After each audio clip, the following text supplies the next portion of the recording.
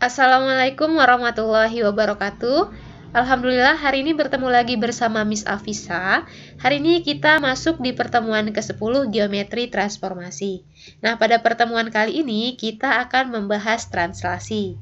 Dan translasi sendiri akan Miss bagi menjadi dua bagian, yaitu translasi bagian yang pertama dan translasi bagian yang kedua. Untuk translasi bagian yang kedua berarti akan kita bahas di pertemuan yang selanjutnya. Nah, untuk bagian yang pertama ini, kita akan membahas dan mengingat kembali, saling mengingat ya, materi ketika kita di SMA. Tujuannya apa sih?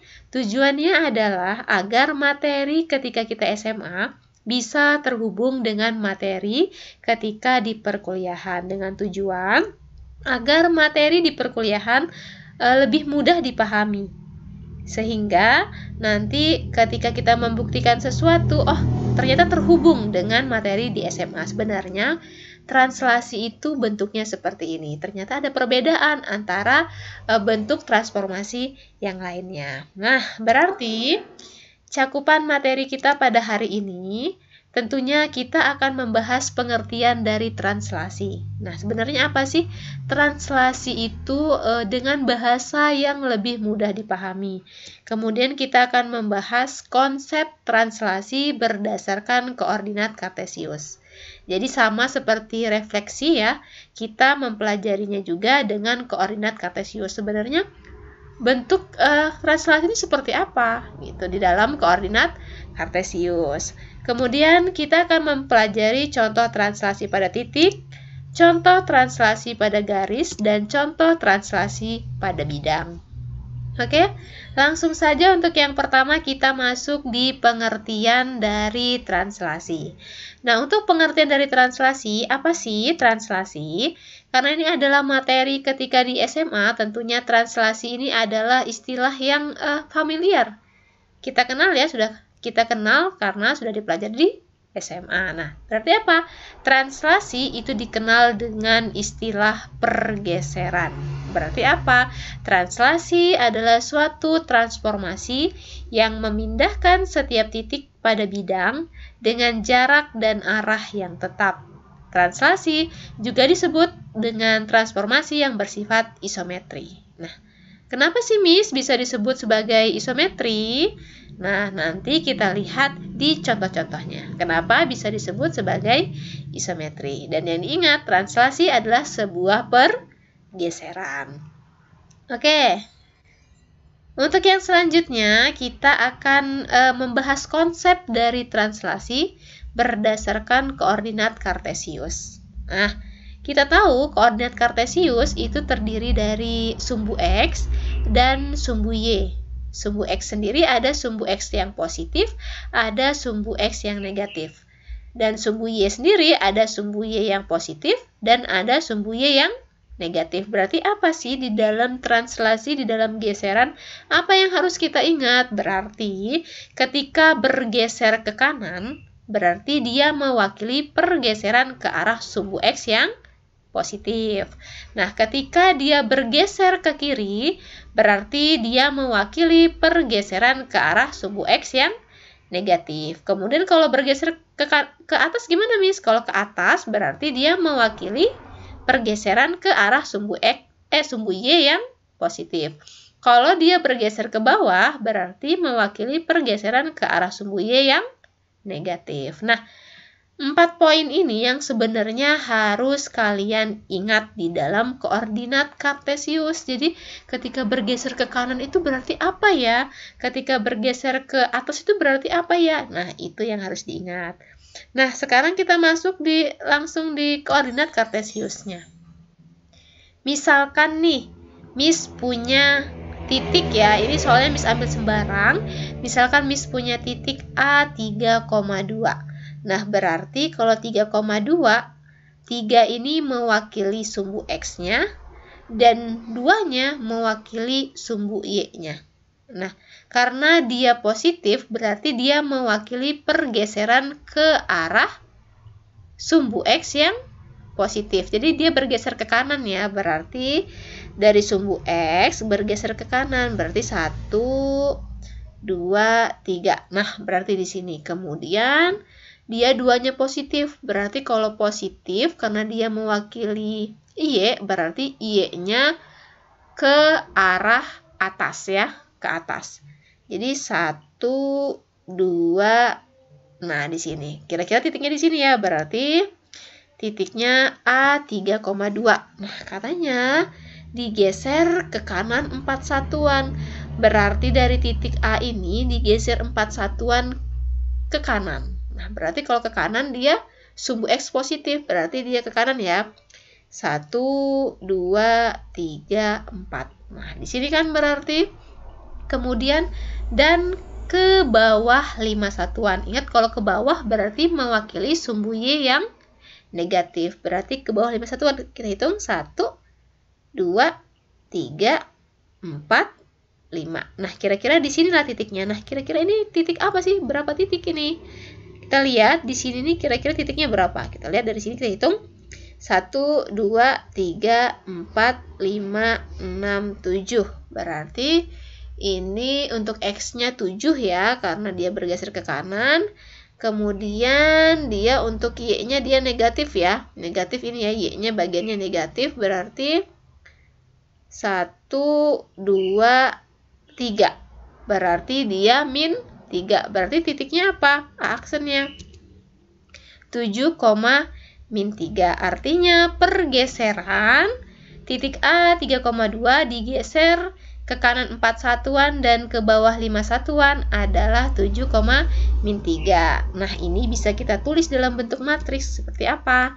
Ketika ada titik A 3,2, kita translasikan dengan 4, min 5, maksudnya ke kanan ya. Ke kanan 4 satuan, ya berarti sumbu X-nya positif, kemudian ke bawah 5 satuan. Karena ke bawah dan 5 satuan berarti dia min 5. Dan bayangannya hasilnya adalah 7, min 3. Nah, ini untuk contoh translasi pada titik di koordinat kartesius. Nah, gimana Miss? Misalkan saya ingin nih Miss contohin translasi pada garis. Oke, kita contohin ya translasi pada garis. Berarti misalkan Miss punya sebuah garis. Garis ini terbentuk dari 2 titik, terhubung dari 2 titik. Misalkan titiknya adalah Miss namakan titik B dan titik C. Titik B sendiri min 4,2. Di sini ya titiknya. Jadi kita hitung untuk X-nya 1, 2, 3, 4 satuan. Karena ke kiri berarti min 4. Kemudian ke atas 2 satuan. 1, 2. Berarti untuk 2 satuannya positif ya karena ke atas. Kemudian C-nya min 9,4. Bisa kalian hitung sendiri gitu ya.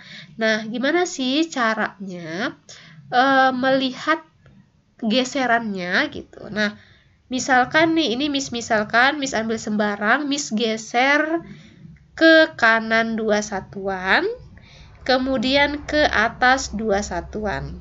Ya, ini Miss ambil sembarang ya. Jadi Miss geser ke kanan 2 satuan, ke atas 2 satuan. Berarti titiknya di sini ya. Berarti ini titiknya apa? B-nya min 2,4. Kita lihat 1, 2 bergeser ke kiri, 2 satuan berarti min 2. Kemudian ke atas 4 satuan, 1, 2, 3, 4. Karena ke atas berarti dia positif Y-nya, berarti min 2,4. Nah, untuk C-nya gimana? C-nya sama, karena garis ini Miss geser ke kanan 2 satuan, ke atas 2 satuan, berarti untuk C-nya sama. Digeser ke kanan 2 satuan, ke atas 2 satuan. Berarti di sini titiknya. Nah, titiknya berapa sih di sini? C aksen min 7,6. Gimana cara tahu dia min 7,6? Berarti kita hitung di sini ya. 1, 2, 3, 4, 5, 6, 7 ya. 7 satuan kan? Karena ke kiri berarti min 7. Kemudian ke atas 6 satuan. 1, 2, 3, 4, 5, 6. Jadi bayangan dari titik C-nya adalah min 7,6. Dari sini ya. Di sini 7 satuan ke kiri, ke atas, kemudian 6 satuan gitu. Jadi dari 2 titik ini, dari 2 titik B aksen dan C aksen bisa kita hubungkan menjadi sebuah garis. Sehingga B aksen dan C aksen adalah hasil bayangan dari garis BC. Nah, dari hasil garis ini bisa kita lihat bahwa garis ini tidak merubah ukuran, artinya dia mempertahankan jarak, ya kan? Kemudian dia dari gambar ini bisa kita lihat bahwa dia mempertahankan kesejajaran dua garis. Juga sudutnya sama. Kalau garis lurus berarti berapa sudutnya?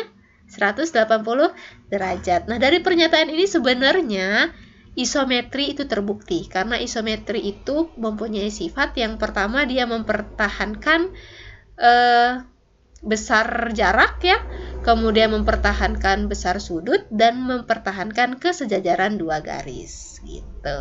Dari sini terbukti, sebenarnya tinggal bagaimana kita merangkai kalimatnya sehingga definisi dan teorema bisa tersambung dan terbukti. Nah, sekarang kita tuliskan dalam bentuk matriks nih. Jadi bagaimana sih pergeserannya? Nah, gini. Dari titik B, B-nya min 4,2, kita translasikan 2,2, maksudnya ini 2 ke kanan ya, positif, dan 2 ke atas, sehingga menghasilkan B aksennya min 2,4. Dan untuk C-nya min 9,4 akan menghasilkan C aksennya min 7,6 ketika ditranslasi dengan 2,2. Nah, dari penjabaran ini sebenarnya kita bisa melihat apa sih sebenarnya rumus dari translasi. Nah, lihat hasil bayangannya, hasil translasinya merupakan penjumlahan dari titik awal ditambah dengan translasinya, besar geserannya. Berarti 7, min 3 ini merupakan hasil penjumlahan dari 3 ditambah 4 sama dengan 7, dan 2 ditambah min 5 sama dengan min 3. Begitu juga hasil untuk B aksen. Min 2,4 adalah penjumlahan dari titik asal ditambah besar geserannya. Berarti min 2 ditambah 2. Ya, berarti min 4 ditambah 2, jadi hasilnya min 2, kemudian 2 ditambah 2 sama dengan 4. Untuk C aksen min 7,6 sama, dia hasil penjumlahan dari min 9 ditambah 2, min 7, kemudian 4 ditambah 2 sama dengan 6. Nah, berarti gimana nih cara merumuskannya? Nah, ini adalah rumus yang kita ketahui, yang kita dapat ketika kita SMA. Nah, katanya ketika ada titik A, titiknya X, Y, kita translasikan dengan sebuah titik A, B, maka akan menghasilkan sebuah hasil translasi atau bayangannya, yaitu X aksen, Y aksen. Dan mencari bayangannya, X aksen, Y aksen, yaitu dengan cara menjumlahkan titik asal dengan translasinya atau besar geserannya. Jadi, X aksen sama dengan X plus A, dan Y aksen sama dengan Y plus B. Nah, ini sebenarnya konsep yang perlu kita tanamkan. Hal-hal yang perlu kalian ingat bahwa sebuah translasi adalah penjumlahan antara titik awal dan besar geserannya. Gitu ya. Oke. Sekarang kita masuk ke contohnya. Contoh yang pertama, untuk bagian yang pertama kita akan membahas contoh translasi pada titik. Soal yang pertama, tentukan bayangan titik A min 4,5 jika digeser 2021 satuan ke kanan dan 2022 satuan ke bawah. Nah, jika menggunakan koordinat kartesius, ini alangkah panjangnya 2021 satuan. Nah, untuk mempersingkat dan tidak menghabiskan pena dan lain sebagainya, maka kita cukup menggunakan rumus. Karena yang ditanyakan adalah tentukan bayangannya, berarti apa? Sesuai dengan rumus, untuk menentukan bayangannya berarti kita tinggal menjumlahkan titik asal dengan besar geserannya. Berarti apa? Bagaimana sih jawabannya? Berarti ketika ada titik A min 4,5 ditranslasikan oleh 2021, min 2022, di mana 2021 ini mewakili sumbu X, dia bergeser ke kanan, dan min 2022 ini mewakili sumbu Y yang bergeser ke bawah. Nah, berarti yang ditanyakan adalah bayangannya. Berarti tinggal kita jumlahkan. Min 4 ditambah 2021 ditambah, ya kan? Ditambah ya, min 4 ditambah 2021, kemudian ditambah dengan 5 plus min 2022. Hasilnya apa? 2017, min 2017. Berarti apa? Bayangannya adalah 2017, min 2017. Nah, ini tipe ya, ini bayangan titik A. Karena di soalnya A ya, berarti ini bayangan titik A. Ini tipe ya, ini A. Oke, lanjut. Sekarang untuk yang nomor 2. Jika titik P 5,2 ditranslasikan sejauh T min 8,6, maka tentukan bayangan dari titik P. Berarti ini sama ya, soalnya seperti nomor 1, hanya nomor 2 ini lebih sederhana. Gimana menentukan bayangannya? Berarti tinggal kita jumlahkan titik asal dengan besar geserannya. Berarti apa? 5 ditambah min 6 sama dengan min 1, kemudian 2 ditambah 8 sama dengan 10. Berarti bayangan titik P-nya adalah min 1,10. Mudah ya? Mudah. Nah, untuk yang nomor 3, soalnya titik A ditranslasikan oleh T 3, min 2 menghasilkan A aksen 1, min 1. Pertanyaannya koordinat titik A. Nah, berarti ini yang ditanyakan titik asal. Yang diketahui apa? Yang diketahui adalah besar pergeserannya dan bayangannya. Caranya sama. Kita menggunakan rumusnya. Jadi karena titik awalnya belum diketahui, berarti kita lambangkan saja dia sebagai X, Y. Kita translasikan besar geserannya 3, min 2. Kemudian hasil bayangannya adalah 1, min 1. Kita tahu bahwa rumusnya adalah bayangan sama dengan titik awal ditambah dengan translasi. Berarti apa? Untuk mencari titik awal, berarti tinggal kita operasikan saja ya. Berarti X aksen, Y aksen dikurang dengan A, B. Menghasilkan apa? Berarti 1 min 3 sama dengan min 2. Min 1, min 2 sama dengan 1. Berarti titik A-nya adalah min 2,1. Nah, bagaimana untuk soal yang nomor 4? Nah, lihat lagi soal yang nomor 4. Diketahui A aksennya 6, min 1 adalah hasil translasi titik A 2, min 4 oleh T. Translasi T akan memetakan titik B min 2,3 ke titik. Nah, berarti dari soal ini yang ditanyakan adalah apa? Memetakan titik B ke titik, berarti B aksennya. Untuk mendapatkan B aksen, maka kita harus mengetahui besar geserannya. Bagaimana cara mencari besar geserannya? Dengan cara melihat. Lihat yang diketahui A aksen dan A. Berarti ini kalau sesuai rumus, bayangannya sudah ada, titik asalnya juga sudah ada. Jadi kalau untuk mencari translasinya seperti apa? Kita tahu bahwa bayangan adalah titik asal ditambah dengan translasi. Berarti kalau kita mencari translasinya, tinggal kita operasikan ya. Berarti A aksen dikurangi dengan A. 6, min 1 dikurangi dengan 2, min 4. Maka hasilnya 6 min 2 sama dengan 4. Min 1, min 4 berarti 3. Setelah kita dapat translasinya, maka tinggal kita substitusikan untuk mencari B aksen. Nah, B aksen berarti sama dengan titik asal dari B ditambah besar geserannya. Besar geserannya tinggal kita substitusikan dari sini 4,3. Berarti apa? Min 2,3 ditambah 4,3. Berarti hasilnya adalah 2,6. Berarti B aksennya adalah 2,6. Gampang ya? Gampang. Kemudian yang nomor 5. Sekarang Miss contohin dong Miss soal yang komposisi gitu. Setelah translasi pertama, kemudian dilanjutkan dengan translasi yang kedua dan seterusnya. Oke, nih contohnya adalah misalnya gini. Hasil translasi P 4,5 oleh T1. T1 besar geseran yang pertama berarti 3,-1 dilanjutkan oleh translasi yang kedua min 2,2. Nah, gimana cara mencari hasil translasi? Ingat, ini translasinya 2 kali ya, berarti hasil akhir dari translasinya adalah P double aksen. Nah, gimana cara mencarinya?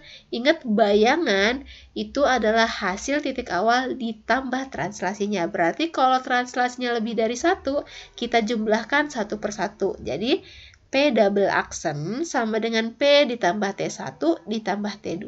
Tinggal kita jumlahkan. Jadi 4,5 ditambahi dengan 3,-1 ditambah min 2,2.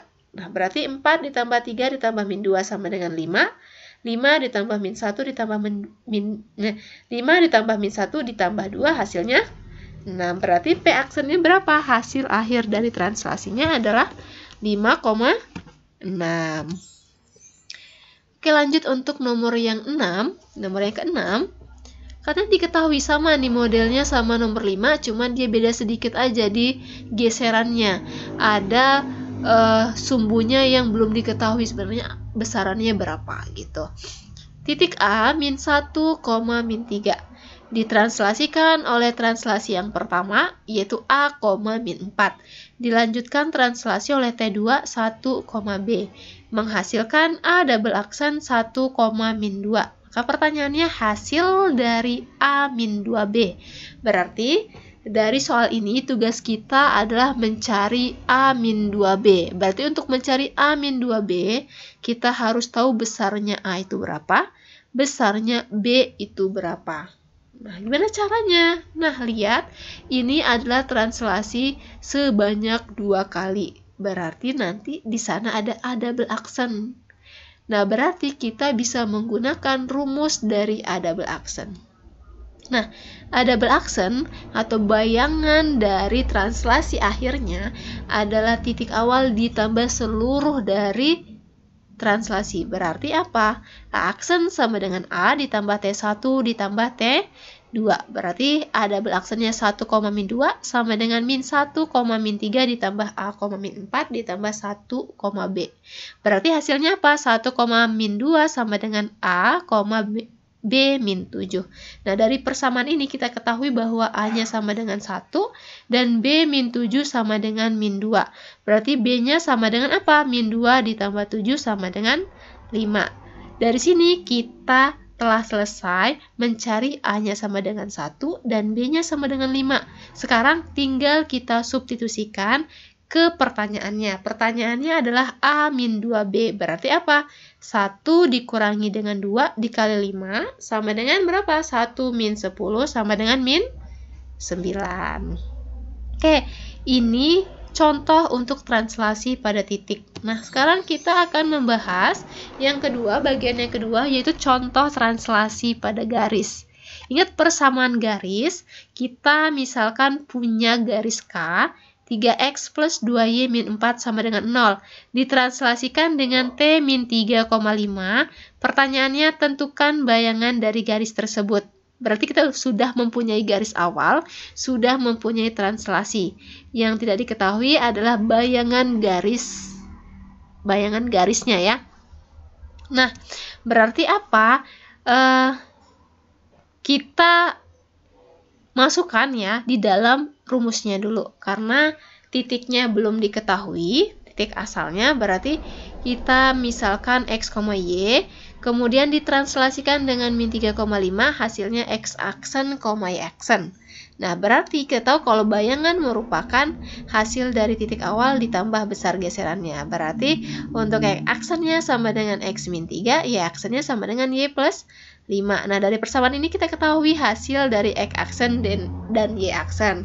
Kemudian dari x aksen dan y aksen ini kita cari besar dari x dan besar dari y. Berarti x-nya apa? X-nya sama dengan x aksen plus 3 dan y-nya sama dengan y aksen min 5. Nah, sudah mendapatkan X dan Y, tinggal kita substitusikan ke persamaan awalnya. Persamaan awalnya adalah 3X plus 2Y min 4. Berarti untuk X, kita ganti dengan X aksen plus 3. Dan untuk Y, kita ganti dengan Y aksen min 5. Sehingga hasilnya 3 dikali X aksen plus 3, ditambah 2 dikali Y aksen min 5, min 4 sama dengan 0. Sehingga hasilnya adalah 3X aksen plus 2Y aksen min 5 sama dengan 0. Berarti kalau kita mencari K aksennya, berarti hasilnya adalah 3X plus 2Y min 5 sama dengan 0. Gampang ya. Nah Miss, misalkan sih Miss, ini kok ribet banget sih. Cara cepatnya dong. Oke, sama nih, ada cara cepatnya yang nomor 8 nih. Misalkan Miss punya persamaan hasil dari translasi garis ya, persamaan hasil translasi garis 2X min 3Y sama dengan min 4 oleh T sama dengan 1, min 2 adalah, berarti yang ditanyakan adalah hasil translasi, berarti bayangan garisnya gitu kan. Berarti kita yang diketahui adalah garis awalnya dan besar geserannya. Nah, bagaimana sih Miss caranya, cara cepatnya? Nah, untuk cara cepatnya berarti di sini kita fokus ke besar geserannya. Lihat besar geserannya adalah 1, min 2. 1 ini mewakili sumbu X dan min 2 ini mewakili sumbu Y. Berarti kita asumsikan bahwa dia X min 1, di mana ketika di dalam aljabar, ketika X min 1 sama dengan 0 itu akan menghasilkan 1. Kemudian untuk Y-nya ketika Y plus 2 sama dengan 0 akan menghasilkan min 2. Berarti ini hanya sebuah perubahan. Sebenarnya ini sama gitu. Berarti gimana caranya? Hasil dari X min 1 dan Y plus 2 ini tinggal kita substitusikan ke garis awalnya. Jadi, karena X min 1 mewakili X dan Y plus 2 mewakili Y, berarti untuk X kita ganti X min 1 dan untuk Y kita ganti Y plus 2. Berarti apa? 2 dikali X min 1 min 3 dikali Y plus 2 sama dengan min 4. Nanti hasil garisnya adalah ketika dioperasikan ya, 2X min 3Y sama dengan 4. Jadi, bayangan atau hasil translasinya adalah 2X min 3Y sama dengan 4. Oke, paham ya? Nah, untuk yang nomor 9 nih, misalkan ini kebalikan nih soalnya. Garis L ditranslasikan oleh T min 1,3 menghasilkan L aksen 3X min 2Y min 6 sama dengan 0. Persamaan garis L-nya. Berarti yang diketahui kita mempunyai bayangan garis dan besar geserannya. Pertanyaannya adalah garis awalnya apa sih? Gitu. Nah, berarti apa? Ketika kita diketahui ya L aksen, untuk mencari L berarti kebalikannya. Nah, kalian lihat ilustrasinya. Ketika Miss punya garis L, lihat garis L ditranslasikan. Berarti ketika Miss punya garis L, ditranslasikan oleh besar geseran min 1,3. Berarti kalau min 1, dia mewakili sumbu X, tapi bergesernya ke kiri sebesar 1 satuan. Berarti L ini Miss geser ke kiri sebesar 1 satuan. Kemudian 3-nya positif. Berarti karena dia mewakili Y, berarti dia bergeser ke atas, berarti dia bergeser ke atas 3 satuan sehingga menghasilkan L aksen. Nah, masalahnya adalah yang diketahui di soal itu adalah L aksen. Yang ditanyakan L, berarti translasinya itu menjadi terbalik. Nah, lihat. Jadi karena yang diketahui L aksen, untuk menuju L berarti Miss geser ke kanan 1 satuan, bergeser ke bawah 3 satuan, sehingga translasinya terbalik menjadi apa? Dari min 1,3 menjadi 1,-3. Nah, ini yang sebenarnya harus kalian perhatikan ketika di titik dan di garis. Ketika di garis, dia lebih spesifik gitu ya. Ketika yang diketahui adalah bayangan dari garisnya, maka hati-hati dengan translasinya. Ketika yang diketahui L aksen, dan yang ditanyakan adalah L, berarti translasinya adalah yang terbalik kebalikannya ya. Nah, setelah diketahui T-nya 1, min 3, berarti setelah sampai sini kita bisa menggunakan rumus cepatnya. Gimana yang tadi? Berarti 1 ini mewakili sumbu X ya, min 3 mewakili sumbu Y. Berarti kita misalkan 1 ini merupakan hasil dari X min 1, dan min 3 merupakan hasil dari Y plus 3. Berarti langsung kita substitusikan. X-nya kita ganti X min 1 ya. Y-nya ini kita ganti dengan Y plus 3. Sehingga hasilnya 3 dikali X min 1, min 2 dikali Y plus 3, min 6 sama dengan 0. Sehingga persamaan garis L-nya atau garis awalnya adalah 3X min 2Y min 15 sama dengan 0. Alhamdulillah. Nah, itu adalah contoh dari translasi pada garis. Sekarang contoh translasi pada bidang. Nah, di sini Miss contohkan segitiga, bentuknya bidangnya bentuknya segitiga. Misalkan Miss punya segitiga PQR dengan koordinat P-nya 0,2, Q-nya min 1,0 dan R-nya min 3,4. Segitiga ditranslasikan oleh T menghasilkan segitiga P aksen, Q aksen, R aksen. Jika koordinat titik P aksen itu 4, min 4 dan koordinat titik Q aksen dan R aksen berturut-turut adalah, nah, lihat kita fokus apa yang ditanyakan. Yang ditanyakan adalah Q aksen dan R aksen. Berarti yang ditanyakan adalah bayangannya. Untuk mencari sebuah bayangan, itu adalah penjumlahan dari titik awal ditambah besar geserannya. Sekarang titik awalnya masing-masing sudah diketahui. Berarti yang belum diketahui adalah besar geserannya. Sebenarnya besar geserannya apa? Bagaimana sih cara mencari besar geseran untuk soal ini? Nah, untuk Q dia tidak lengkap, Q aksennya belum diketahui. Untuk R aksennya belum diketahui. Sehingga untuk mencari T bisa kita peroleh melalui P dan P aksen. Nah, berarti apa? Gimana? Jadi, kita tahu bahwa bayangan adalah titik awal ditambah besar geseran. Berarti untuk mencari translasinya dari titik P dan P aksen, itu berarti P aksen min P. Nah, T ini kita misalkan sebagai titiknya karena belum diketahui ya, berarti A, B sama dengan 4, min 4 dikurangi dengan 0,2.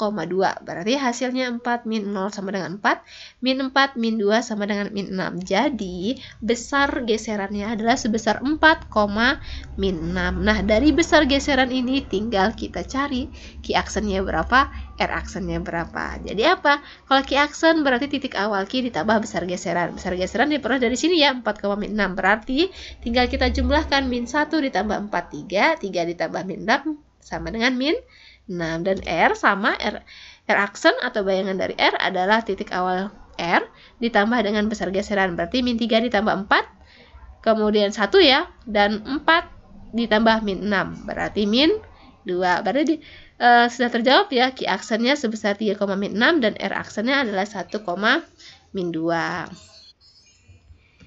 Oke, alhamdulillah untuk pertemuan kali ini translasi bagian yang pertama selesai.